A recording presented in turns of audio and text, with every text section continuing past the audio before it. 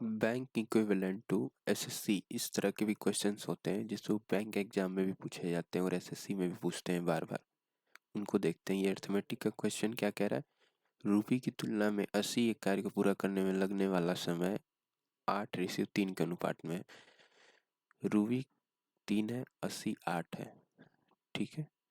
Ruby अकेले काम करते हुए उसी कार्य को पूरा करने में चित्रा द्वारा अकेले काम करने में लिए गए समय का 3/4। रूबी अगर 4 है तो चित्रा 3 है।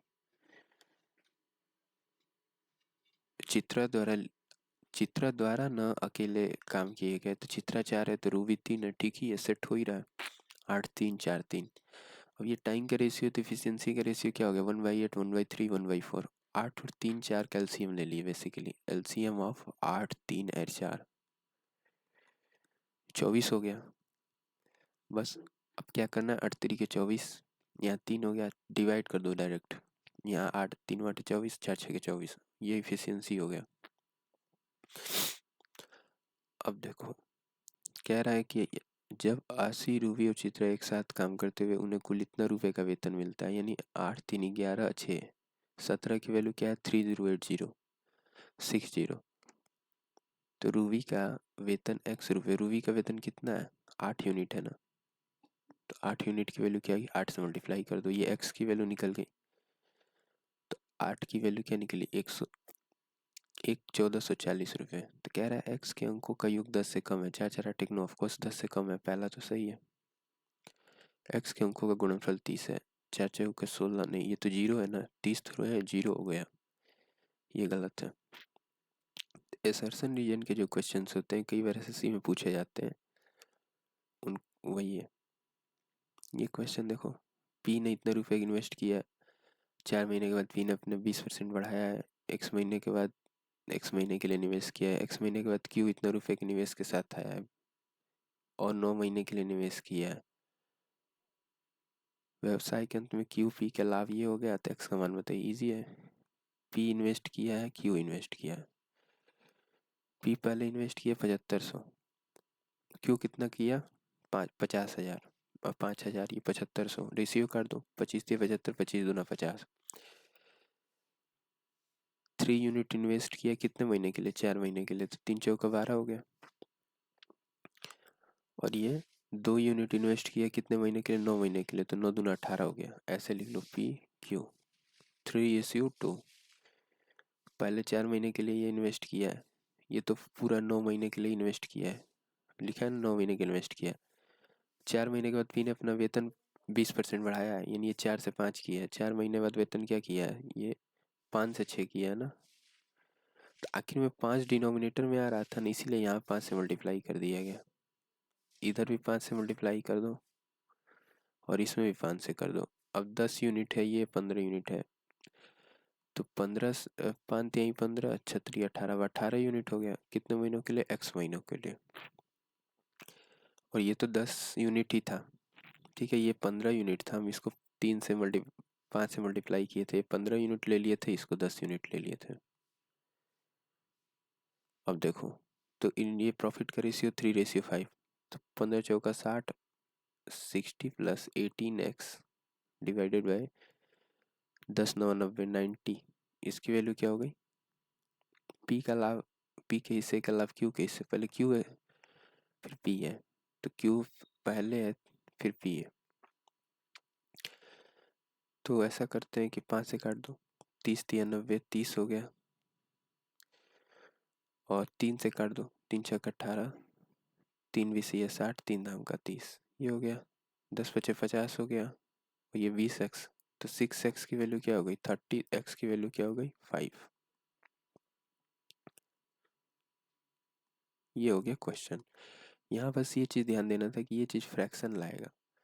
अब जब आप रेशियो काटोगे तो 3:2 होगा, जो फ्रैक्शन लाएगा तब फिर 5 से मल्टीप्लाई कर लीजिएगा। एक कस्बे की जनसंख्या इतनी है, यदि पुरुषों की जनसंख्या 8%, महिलाओं की जनसंख्या 10% में वृद्धि की जाती है तो जनसंख्या बढ़ कितनी हो जाती है। तो ओवरऑल कितनी बढ़ी, यहाँ एलिगेशन भी लगा सकते हो, मेल पुरुष महिला, इन पे एलिगेशन लगा दो। महिला पे कितना बढ़ा है, 10%। पुरुष पे कितना बढ़ा है, 8%। ओवरऑल कितना बढ़ा है, तो कितना बढ़ गया? 15,000 में से कम करोगे तो 1 3 1300 हो गया ना। 15,000 गुणे 100, ऐसे करोगे 2 0 कैंसिल। 15 छक्का 90, 5 से काट दो, 5 3 15 और 13 दूना 26, 3 7 21 या फिर 26/3% कर लो तो 8 3 के 24 यहाँ हो गया। 3 जो डिनोमिनेटर में था सब में मल्टीप्लाई हो जाएगा, यहाँ 30 हो गया। तो ये 26 तो हो गया, ये 4 हो गया। रेशियो कटोगे तो 2:1 आ गया। तो महिलाओं का अनुपात और पुरुषों का अनुपात कितना था? 2:1। अब देखो पूछा है साल में महिलाओं की संख्या बताओ। 3 यूनिट की वैल्यू क्या है? 15 है। जीरो भूल जाओ। तो महिलाओं की जनसंख्या क्या? 1 यूनिट है, 5,000। एक नाव धारा की दिशा में धारा के प्रतिकूल इतना किलोमीटर, धारा के अनुकूल इतना किलोमीटर जाने में 9 घंटे का समय लेती है। यानी 144 जा रही है धारा के प्रतिकूल और 220 जा रही है धारा के अनुकूल, तो 9 घंटे का टाइम लेती है। और धारा के अनुकूल इतना किलोमीटर, धारा के प्रतिकूल जाने में इतने किलोमीटर की दूरी में 5 घंटे का समय लेती है। धारा के अनुकूल इतना किलोमीटर जाने में, धारा के प्रतिकूल इतना किलोमीटर जाने में 5 घंटे का समय लेती है। तो निम्नलिखित में कौन सा कथन सत्य है? एक तो ये है कि दोनों क्वेश्चन सॉल्व कर लो, दोनों इक्वेशन सॉल्व करके आंसर निकाल लो। कुछ दिया है, न धारा की स्पीड दी गई है न नाव की स्पीड दी गई है। एक मैं मेथड ये बताता हूँ, धारा की दिशा में प्रतिकूल, अनुकूल और टाइम समय। तो धारा के प्रतिकूल 144 और 220, अनुकूल में 144 ये किलोमीटर में चल रहा है और ये टाइम कितना है? घंटे में, आवर में। ये 220 है और टाइम 9 आवर्स है। अब देखो 132 और प्रतिकूल 72, अनुकूल 132 प्रतिकूल 72, अनुकूल 132 और प्रतिकूल क्या हो गया? 72 और टाइम लगा है 5 घंटे का। इस तरह के क्वेश्चंस को ऐसे सॉल्व करते हैं। अब देखो 72 दूना 144 हो गया ना, या 2 से मल्टीप्लाई कर दो तो 13 दूना 26, 2 दूनी 4, ये 5 दूनी 10 हो गया। 1 घंटा इधर हो गया। अब डिफरेंस ले लो, घटा दो यहाँ से, ये तो वैल्यू सेम हो गई ना, तो डिफरेंस ले लो। तो 1 घंटा ये हो गया और यहाँ से डिफरेंस लोगे तो क्या हो जाएगा? 44 हो जाएगा ना। 44 किलोमीटर की दूरी 1 घंटे में तय करता है। यानी अनुकूल स्पीड क्या है? अनुकूल स्पीड हो गया v+s, ये हो गया 44 किलोमीटर/आवर।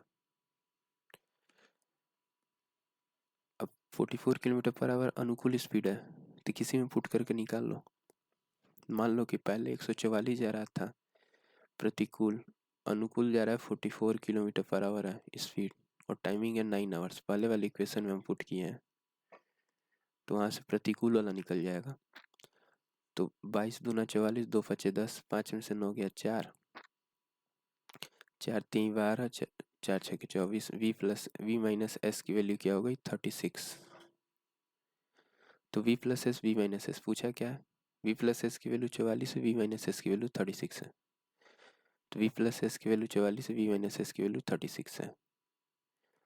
अब देखो पूछ रहा है कि शांत पानी में नाव की गति क्या है? तो v 44 का आधा 22 हो गया, 18 का आधा 36 हो गया, ये हो गया 40। v की स्पीड क्या हो गई? 40। क्या करते हैं, दोनों का आधा करके जोड़ देते हैं। और स्ट्रीम की स्पीड पूछता है तो इसका 22 और इसका 18, 8 4 12, आधा करके और घटा देते हैं। इसका आधा कर दोगे तो 22 हो जाएगा, इसका आधा कर दोगे तो 36 हो जाएगा। अब देखो x एक विषम संख्या है, ये तो सम है ना, तो पहला तो गलत हो गया। x 3 का मल्टीपल है, यही है x, ये 3 का मल्टीपल भी नहीं है, दोनों गलत है। नॉन-2। यदि आप एक भिन्न के हर को 5 से गुणा करते हैं और वह 1/2 हो जाता है, मान लो भिन्न x y y है, हर में अगर 5 से गुणा कर देते हो तो 1/2 हो जाता है, ये एक इक्वेशन बना। यदि आप उस भिन्न के अंश में 5 जोड़ देते हैं तो वो क्या हो जाता है? 10/3। दोनों से सॉल्व कर लो, 2x बराबर 5y और ये है 3x बराबर 3x प्लस 15 बराबर 10y। 2 से मल्टीप्लाई करके ऊपर वाले में 10, 4x बराबर क्या हो गया 10y। यहाँ वैल्यू पुट कर दोगे तो x की वैल्यू हो गई 15। x की वैल्यू 15 है तो 15 चौका 60, y की वैल्यू क्या हो गई 6। पूछ क्या रहा है भिन्न के अंश और हर का औसत क्या हो गया 15 6 21 हो गया, 21 का आधा 10.5। इजी क्वेश्चन था।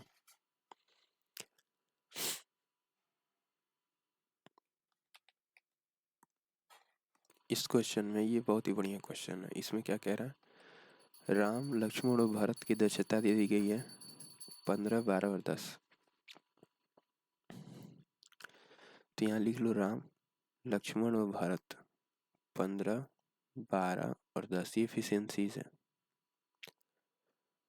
लक्ष्मण अकेले कार्य को 25 दिन में कर रहा है तो लक्ष्मण 12 गुणे 25 से टोटल वर्क हो गया।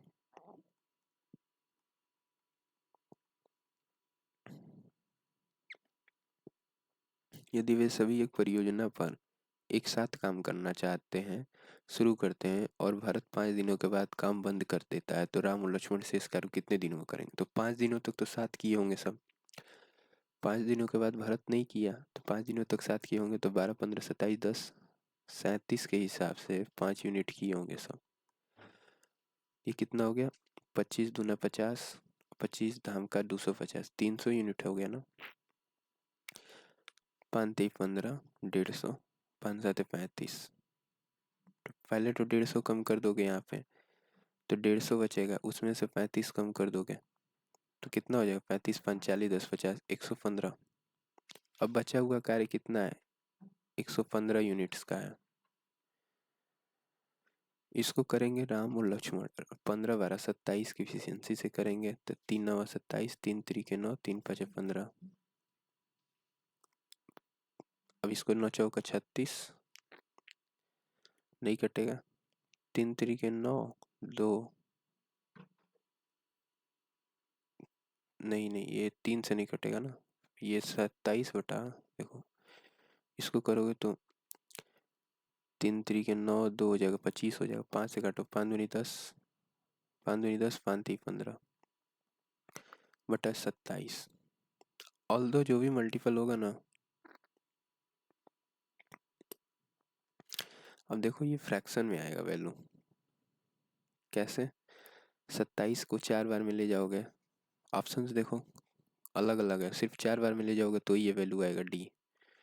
4 दूना का 8, 7 चौका 28, 8 दो 10, 108 हो गया ना, पास चला गया इसके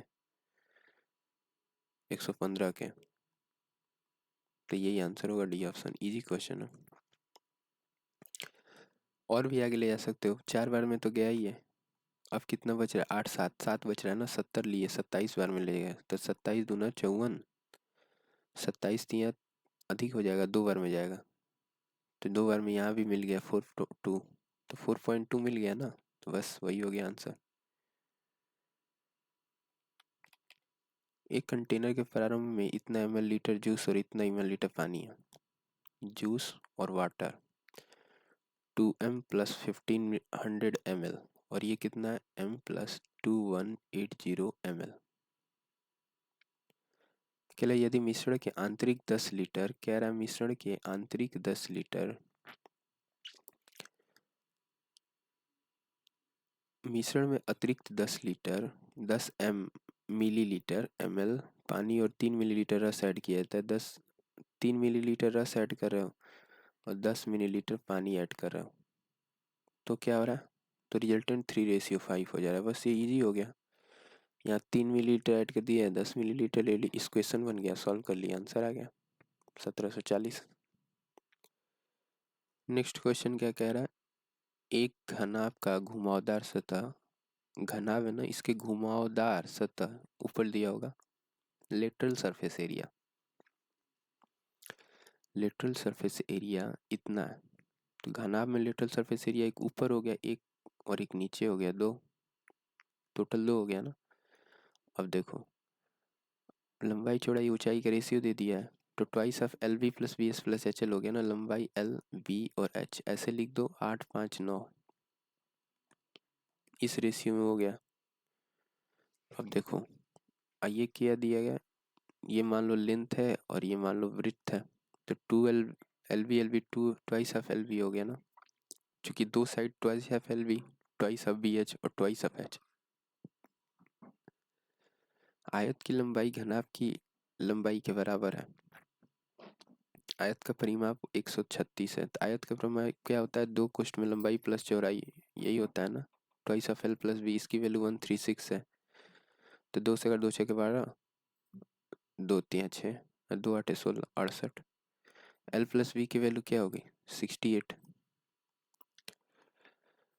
तो 8 और 5 13, 9 8 17, 17 चौक 68 हो गया ना। मेरे को लग रहा है ये एच एल और एच है, क्योंकि 8 13 से कटेगा नहीं ना, दो छः के 12, दो आठे 16, तो ये एल एच वाला होगा। ठीक है, एल एच वाला होगा। तो ये करोगे तो 17 चौक 68 हो जाएगा, 4 से मल्टीप्लाई कर दोगे, तो 8 में भी 4 से मल्टीप्लाई कर दोगे, और इसमें भी 9 8 9 8 17 हो रहा था ना, इसमें भी 4 से मल्टीप्लाई कर दोगे, 9 चौका 36, सब में 4 से होगा, इसमें भी हो जाएगा। ठीक है, तो क्या पूछ रहा है, आयत की चौड़ाई कितनी है, 9 चौका 36, 8 चौका 32, 4 पचे 20, 20 सेंटीमीटर। भाई लंबा चौड़ाई तो यही दी गई है ना, देखो कह रहा है आयत का परिमाप इतना घनाभ की लंबाई के बराबर है। आयत के चौड़ाई के बारे में नहीं बताया ना, कि आयत की जो चौड़ाई है वो घनाभ के चौड़ाई के बराबर है कि नहीं, तो वो हमने यहाँ से तो नहीं निकल रहा है चौड़ाई। ठीक है, यहाँ ऊंचाई इक्वल हो रहा है, चौड़ाई इक्वल टू ऊंचाई।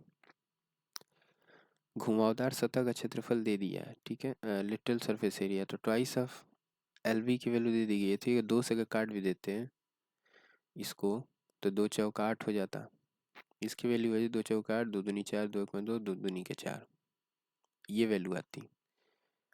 ठीक है, और लंबाई कितनी थी, 8 यूनिट्स बोल रहा था, 8 से कट रहा है, 4 से तो कट रहा है, 8 दूना 16, 5 21, नहीं कट रहा 8 से,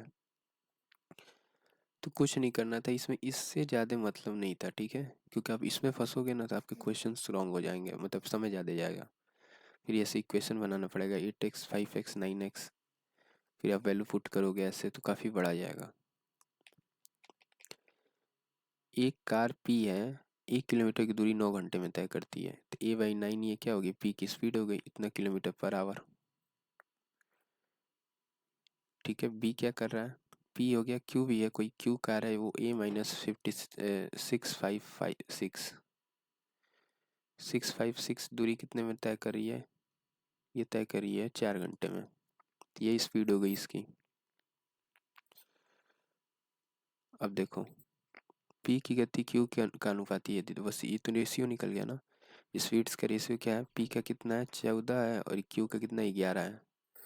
तो जानते हो क्या किया जाता है, अब ऐसे लिखोगे 14 11 P लिखोगे, Q लिखोगे, तो Q P में Q वाले से मल्टीप्लाई कर लो, Q में P वाले से मल्टीप्लाई करके इक्वेट कर लो डायरेक्ट, तो Q से अनुपात 11 है ना, तो 11A/9 इक्वल टू 14 मल्टीप्लाई ये 14 P का है, P की गति का कार Q की गति से अनुपात, P की गति क्या है 14 है, तो 14 से इसमें मल्टीप्लाई कर लो, तो 14A-14 गुड़े 656/4, 4 इधर लेते जाओ, 9 उधर लेते जाओ, ऐसे करोगे ना, कुछ कट थोड़े रहा था, तो 4444A, इसकी वैल्यू क्या हो गई, 14 9 126 126A minus 9 multiply by 1 4 multiply by 6, 6 6 12 5 17। ठीक है, इसको घटाओगे तो क्या वैल्यू आएगी,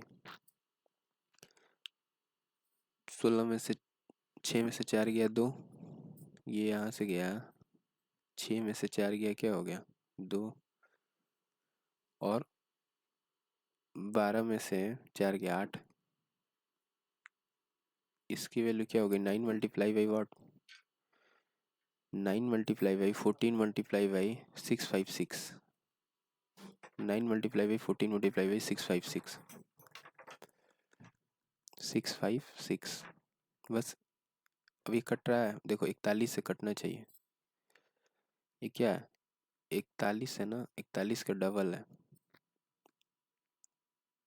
तो 2 से काट दो एक बार, 2 7 14, 41 से कट रहा है, 6 बार में ले जाओ, अच्छा एक बार में ले जाओगे तो क्या हो जाएगा 41, चूंकि ये एक ही बार में जाएगा, यहाँ से 6 बार में जाना चाहिए। देखो तो 16 का 6, एक 16 चौका 64, एक 65 कट गया ना। तो एक की वैल्यू क्या हो गई यहाँ से, ए की वैल्यू हो गई 9 × 7 × 16। क्या पूछ रहा है, पूछ रहा है कि 2a + 8 किलोमीटर की दूरी तय करने में कितना समय लगेगा क्यू को। 2a + 8, तो 2a + 8 निकाल दो, ट्वाइस ऑफ 9 × 7 × 16 + 8, यही था ना। 2a + 8, 9 × 7 × 16, और टाइम कितना लग रहा है। क्यू की स्पीड क्या है, a - 656/4, तो लिख दो a - 656/4। ए की वैल्यू क्या है, 9, 7 और 16 है, 656/4। ऐसे करोगे, ऐसे करके सॉल्व कर लोगे, आंसर आएगा। ये तरीका काफ़ी लेंदी था, तरीका जो था वो काफ़ी लेंदी था। एक बेस्ट तरीका ये है, बेस्ट तरीका क्या है, ये है। कैसे है, इनकी स्पीड्स का रेशियो दे दिया ना, पी क्यू की स्पीड्स का रेशियो क्या है, पी क्यू की स्पीड्स का रेशियो बताओ। ये है 14 और 11, 14 यूनिट 11 यूनिट, इस यहाँ इस लाइन में दिया है ना। अब देखो, कह रहा है ये 9 घंटे चली है, ये 4 घंटे चली है, 1 किलोमीटर चली है ना 9 घंटे में, तो तुम बस टाइम पता है ना, 9 घंटे चली है, ये 4 घंटे चली है, और वेरिएबल सेम है, ए है इसमें, a - 56, 656 है इसमें। डायरेक्ट मल्टीप्लाई करो, 14 नवा 126, और 11 चौक 44, क्योंकि 11 की स्पीड से ये 9 घंटे चली थी, ये 4 घंटे चली थी, या 4 घंटे चली है, ये 9 घंटे चली है। अब देखो, जो मल्टीप्लाई करते हो तो ये आता है, डिफरेंस इसका लेते हो तो 63 आएगा, नहीं इसका आधा कर दो, इसका आधा कर दो तो 63 हो गया। और सिंप्लीफाई कर सकते हो ना, ये डिस्टेंस का रेशियो है, चूंकि ये स्पीड का रेशियो था, मल्टीप्लाई कर दिए टाइम से, डिस्टेंस का रेशियो आ गया। अब डिस्टेंस के रेशियो में को आधा कर दिए तो ये आ गया, और इसको सिंप्लीफाई किए तो अब 63 - 22 की वैल्यू क्या हो गई, 41, 41 यूनिट की वैल्यू क्या हो गई 656। कैसे, क्योंकि इसका डिफरेंस ले लो, a - 656 है और ये 1 किलोमीटर गया, बस 41 की वैल्यू ये है, तो मल्टीप्लाई किए होगे तो 16 बार में गया था, तो 1 यूनिट की वैल्यू क्या हो गई 16। तो हमको क्या बताना है, 2a + 8, 1 यूनिट की वैल्यू तो 16 है, तो a की वैल्यू क्या हो गई, आराम से निकल जाएगा, 16 3 48, यहाँ वैल्यू पुट कर दो। तो देखो इसमें 1 यूनिट की वैल्यू 16 हो गई, तो 16 × 63, 16 1 यूनिट की वैल्यू, तो 16 गुणा इससे मल्टीप्लाई कर दोगे, डिस्टेंस का सिंप्लीफाइड रेशियो था ना, तो 1008 हो जाएगा। 16 × 6 = 96, 960, 16 3 48 ऐड करोगे तो 1008 हो जाएगा। अब बोला ए प्लस, 2a+ चलना है ना, तो 1000 इसका डबल 2016 और +8 2024, 2024 डिस्टेंस चलना है, किसको, क्यू को, क्यू को चलाना है। तो क्यू की स्पीड बताओ कितने समय में चलेगी, यही पूछ रहा है ना, क्यू की स्पीड कैसे निकालोगे। यहाँ पे 22 चला है ना, तो 22 चला है, 22 गुणे 1 यूनिट की वैल्यू 16 थी, इतना डिस्टेंस चला था कितने टाइम में, 4 घंटे में। तो 4 चौके 16, 22 चौका 88, 88 किलोमीटर पर आवर ये स्पीड थी, तो 88 से डिवाइड कर दो, ये डिवाइड कर दो, आंसर आ जाएगा। 4 से कर दो, 4 × 5 = 20, 0 4 6 × 24, 22 हो गया ना, 2 से एक बार और कर दो, 2 दूनी 4, 2 5 10, 2 3 6, 11 से एक बार कर दो, 11 दूना 22, 11 3 33, 23 घंटा आंसर हो। तो क्वेश्चन समझ में आया कैसे किए हैं। बड़ा वैल्यू जाने के बजाय, बड़ी चीज़ जाने के बजाय हमने आसानी से रेशियो पे ही सॉल्व किया है। एक बार और रिवाइंड करके देख लेना। दीप्ति की उम्र, सायरा की उम्र कितनी है, 55% है ना, तो 5/11 हो गया, 5/9। सायरा की उम्र अगर 9 है तो दीप्ति की उम्र कितनी है, 5 है। दीप्ति की उम्र अंजलि की उम्र से इतना अधिक है, इतना है, तो 166.66% की वैल्यू क्या हो गई, 100% हो गई, प्लस 66.66 हो गई। अब 100% की वैल्यू तो 1 होती है, 66.66% की वैल्यू क्या होगी, 2/3, क्योंकि इसमें 100 से मल्टीप्लाई करोगे तो परसेंटेज हो जाएगा ना, 2/3 में 100 से मल्टीप्लाई करोगे तो परसेंटेज हो जाएगा। तो 2/3 क्या होता है, 0.66 होता है, 100 से मल्टीप्लाई कर दो तो 16.66 हो जाएगा। तो ये ऐड करोगे तो 5/3। कह रहा है ना कि अंजलि की उम्र अगर 3 है तो दीप्ति की क्या है, 5 है, तो दीप्ति की 5 है तो अंजलि की 3 है, ये एकदम बैठ गया। अब देखो ये उम्र का रेशियो है एज का। क्या कह रहा है, दीप्ति और कृति की कुल आयु इतनी वर्ष है, साथ ही सायरा अंजलि से 24 साल बड़ी है, सायरा अंजलि से 24 साल बड़ी है। 6 की वैल्यू क्या है, 24, तो 1 की वैल्यू क्या हो गई, 4 यूनिट, तो सब में 4 से मल्टीप्लाई करना होगा। क्यों, क्योंकि 6 की वैल्यू 24 है तो 1 की वैल्यू 4 हो गई। अब देखो कह रहा है दीप्ति और कृति का कुल आयु 56 है, तो दीप्ति की वैल्यू तो 20 है, तो कृति की वैल्यू क्या हो गई, कृति की वैल्यू क्या हो गई, 36 हो गई ना। अब देखो यदि कृति की आयु m है, 36 है, तो m क्या है, एक सम संख्या है, हाँ m 4 से m का योग, अंकों का योग 4 से गुणा है, 6 3 9, 4 से गुणा नहीं है, सिर्फ एक हो गया, ओनली वन। अक्षिता ने 4 वर्ष के लिए y% की दर से साधारण ब्याज पर इतना रुपए का निवेश किया। y का देखो 4 वर्ष के लिए y% तो 4y% हो गया, 4y% हो गया ना। क्यों,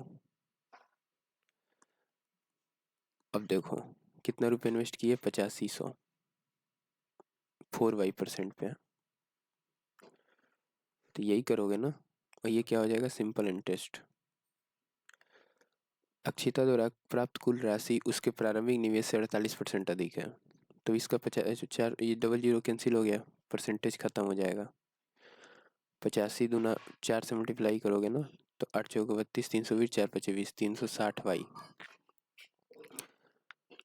कुछ और दिया है, कह रहा अक्षिता द्वारा प्राप्त कुल राशि उसके प्रारंभिक निवेश से इतना परसेंट अधिक है। अक्षिता को इतना प्लस इतना की ब्याज राशि प्राप्त होगी, 300y प्लस 480, 8 चौका 32, 320, 4 पचे 20, 360 होगा ना।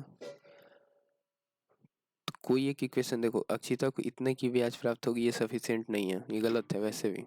तो either of the same them is sufficient, इसमें लगेगा कोई एक सफिशिएंट है, दोनों सही सफिशिएंट है, तो आइदर 1 और 2 हो जाएगा। भाई देखो 8500 रुपये है ना, कह रहा है 48%, 4 साल में 48% आ रही है ना, तो 1 साल में क्या होगी, 12%, तो वही तो रेट इंटरेस्ट हो जाएगा। 1 साल में कितना मिल रहा है, 12% मिल रहा है, तो पहले से तो 12% आंसर आया। दूसरे से देखो, कह रहा अक्षिता को 4 वर्षों में इतने का ब्याज मिला है, 4 वर्षों में इतने का मिला है, तो 1 साल में कितने का मिलेगा, 4 से डिवाइड कर दो, 25 3 75, 12 चौक 48। अब इसकी वैल्यू क्या है, यहाँ ये इन्वेस्टमेंट है, इसका 1 साल का y% की दर से क्या ब्याज होगा, 80y, 85y। डिफरेंस लोगे तो 10y की वैल्यू 120 हो जाएगी, y की वैल्यू 12 आ जाएगी, तो यहाँ से भी 12 आ रहा है, यहाँ से भी 12 आ रहा है, तो आइदर 1 और 2 करेक्ट। नेक्स्ट देखो क्वेश्चन क्या कह रहा है, यदि वंश और अंश ने 16 महीने में, तो चलो इतना ही रहने देते हैं, अगले सेशन में अगले क्वेश्चंस को ट्राई करेंगे। चलो 2 क्वेश्चन से इसको कर ही लेते हैं। वंश और अंश 16 महीने इतना महीने के इन्वेस्ट किए, तो टाइम का रेशियो क्या हो गया, 8 और 7 हो गया ना। टाइम का रेशियो हो गया 8 और 7। इन्वेस्टमेंट का रेशियो क्या दे रहा है, कह रहा है उनको वर्ष के अंत में 8100 रुपये के कुल लाभ में से इसको कितना मिला है, 3900 रुपये, किसको, वंश का हिस्सा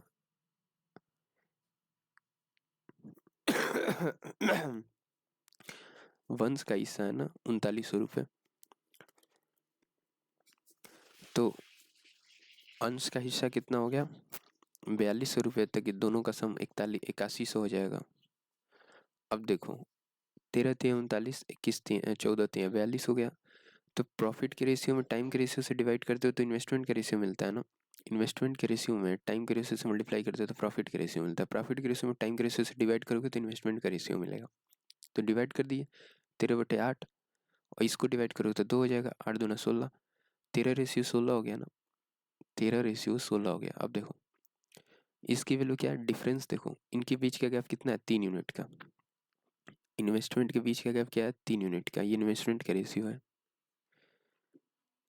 लेकिन यहाँ गैप कितने का है 12 यूनिट से 1200 का, तो 1 यूनिट की वैल्यू 400 हो गई, 13 चौका 52, यहाँ 5200 रुपये हो गया। तो वंश ने तो इन्वेस्ट किया 5200 रुपये, लेकिन वंश का इन्वेस्टमेंट क्या दिया है 4800, तो 8×4=12, एम की वैल्यू क्या हो गई 400,